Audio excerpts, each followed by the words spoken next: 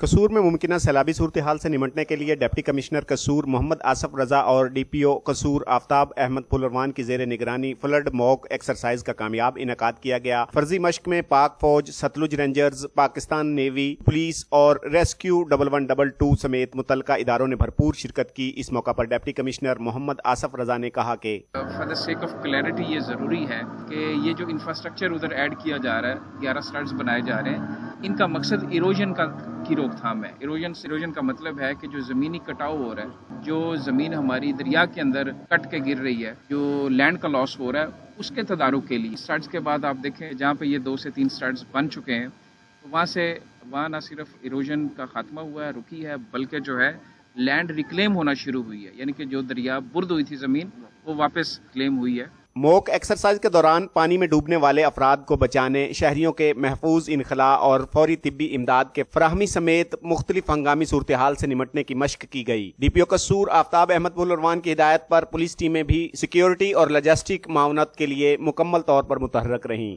इस mock exercise के तवज्जुह से मैं डिस्ट्रिक्ट कसूर की आवाम को यही मैसेज देना चाहूँगा कि आपके इदारे प्री फ्लड जो है एक्टिविटीज़ हैं हमारी, उसका अगर अहाता किया जाए तो हम अल्हम्दुलिल्लाह तैयार हैं, और अगर हमें इस दफ़ा फ्लड का सामना करना पड़ा इंशाल्लाह पहले से बेहतर तौर पे रेस्क्यू और रिलीफ मेजर्स लिए। गुज़िश्ता बरस तारीख का बुलंद तरीन सैलाब आया। इस दफा मुमकिना सैलाबी सूरत हाल से निमटने के लिए जिले इंतजामिया ने मानसून सीजन से कबल ही तमाम मुतल्लिका महकमों को अलर्ट कर दिया। शहरियों के जानो माल के तहफ़्फ़ुज़ के लिए तमाम इदारे 24 घंटे मुतहर्रक रहेंगे। कैमरा टीम के साथ मोहम्मद फारूक, वश न्यूज़ कसूर।